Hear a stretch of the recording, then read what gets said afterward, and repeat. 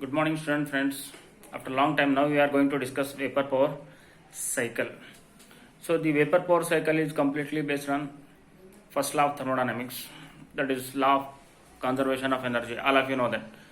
So law of conservation of energy, the energy neither be created nor destroyed, but it can transfer from one form to the another form. So vapor power cycle, in that first one is simple Rankine cycle.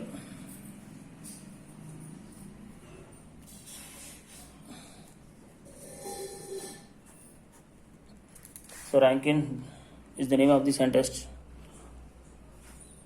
He was formulated this vapor power cycle. So generally the vapor power cycle is used in the thermal power plants, which is generation of electricity. So it consists of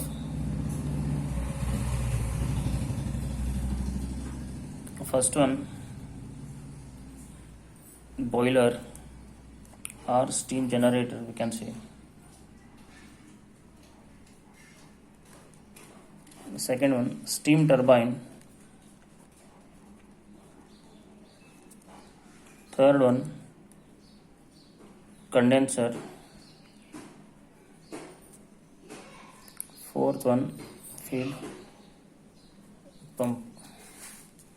So these four devices used in the simple Rankine cycle to conversion of energy from one form to another form. So finally, energy it is in the form of electrical form. So now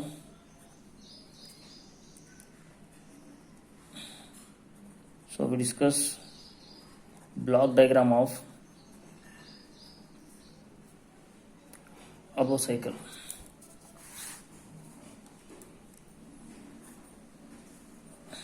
All of you concentrate. So first I will draw the boiler.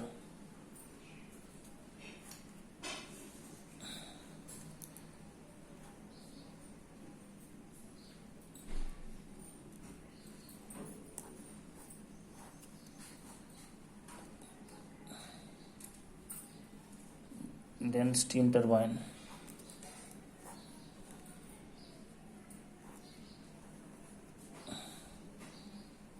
Then condenser.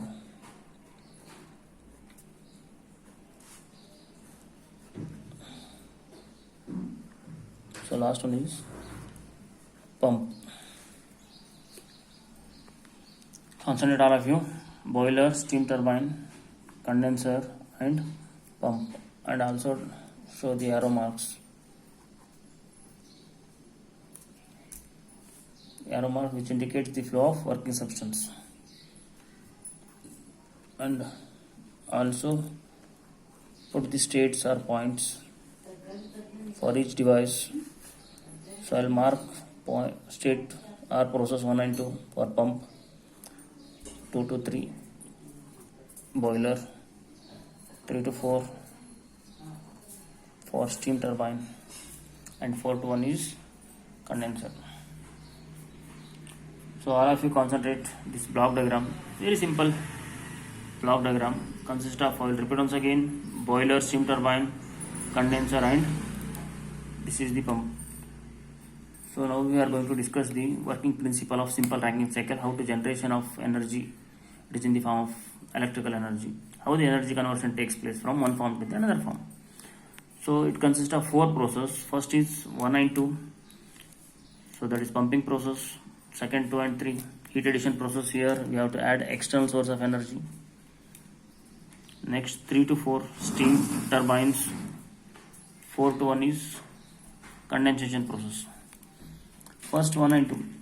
Here the working substance, it is in the form of liquid form. So I will write here, it is in the form of liquid form. So that liquid or water enters into the pump during the process 1 and 2. The function of pump to increase the pressure of the water from lower pressure to the higher pressure. At point 2, high pressure water or high pressure liquid comes out from the pump and it enters into the boiler. Here in the boiler, we have to add external source of energy inside the boiler. So what happens? The temperature of the working substance goes on increase from 2 to 3. Here at point 3, high pressure and high temperature of working substance coming out from the boiler then enters into the steam turbine. The function of the steam turbine is to conversion of heat energy into mechanical energy due to rotation of the turbine blades. Here, due to rotation of turbine blades, so what happens? The expansion going to takes place. Here, the expanded steam coming out from the steam turbine after generating the electrical energy. So it enters into the condenser. Here,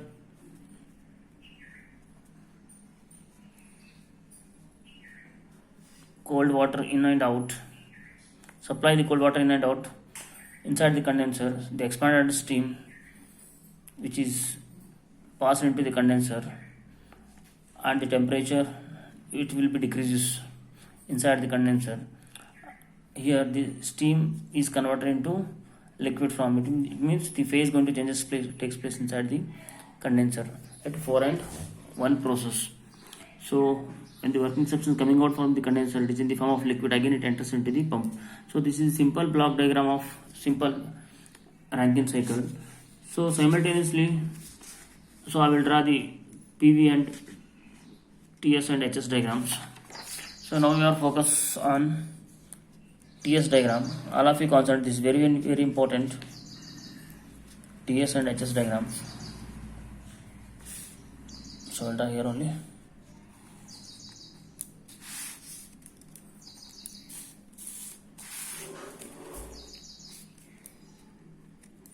First draw a liquid and vapor line, very thin. Here also, so this is the temperature versus entropy diagram. This is enthalpy versus entropy diagram. So here I will mention Cp and here I will mention Cp, critical point. So this line from here to up to this Cp point is called as liquid line, and from this point to end is called as vapor line. Same thing here also, liquid line and vapor line. So liquid line, nothing but what? Here completely vapor power cycle is a phase conversion. Yes, it means phase conversion means the change of liquid to vapor. So here liquid line up to Cp is the water is enters into the pump. The pressure of the water is converted from lower pressure to higher pressure. So initially it is in the liquid state. Once the water enters into the heat exchanger or boiler or steam generator with external source of energy, so slowly the water is converted into vapor. So the right side of the line is called as vapor line. So here Cp is the critical point, the point at which the liquid is converted into vapor. So this is applicable to HS diagram also.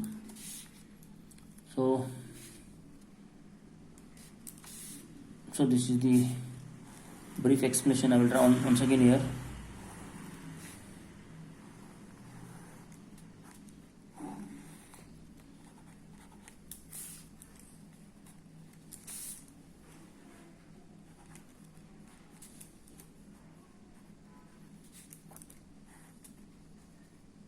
Concentrate all of you. So I will mark point 192, 223 and 3 to 4. I will mention the flow line also. See, all of you concentrate. 192 process is the pumping process. Here the work done on the system, because you have to add external source of work, put some amount of work, then only the pressure of the water is converted from lower pressure to higher pressure. And 2 to 3 line is called as heat addition process, that is boiling process. Here external source of energy is added into the boiler. So what happens here, the temperature goes on increase from 2 to 3. So this is the maximum temperature, this is called as Tmax. And 3 and 4 process is turbine or expansion process, that is WT, work done by the system. So here the high pressure and high temperature of working substance is expanded to the low temperature and low pressure during the process 3 and 4. So I have mentioned clearly 3 to 4 is the Coming down, it means temperature decreases as well as pressure also decreases during the 3 and 4 process. And 1 is the called heat rejection process. This is the heat rejection process or condensation process. Whatever the expanded stream which contains some amount of heat which will be rejected to the another source. So inside that condenser by supplying the cold water in and out. Same thing in HS diagram. So 1 and 2 is the pumping process, 2 to 3 heat addition process, this is the 3 to 4 is the expansion process, and 4 to 1. So 2 to 3 is the pressure remains constant, only the temperature will be increases. Here also pressure remains constant, only temperature will be increases. So all of you concentrate the points 1, 2, 3, 4. So how to write the thermal efficiency of the simple Rankine cycle? So all of you know the thermal efficiency is the ratio of net work to the heat supplied. Net work is turbine work minus pump work divided by heat supplied, QH. So this is on HS diagram, means write thermal efficiency on HS diagram. So turbine work is called H3 minus H4. So this is the turbine work done by the system. So this is the pump work done on the system. H3 minus H4 is the turbine work. So minus pump work is H2 minus H1. So divided by heat supplied, this is the amount of QH, amount of heat supplied during the process 2 and 3. So that is H3 minus H2. So this is the thermal efficiency of the simple Rankine cycle. Here usually pump work is very small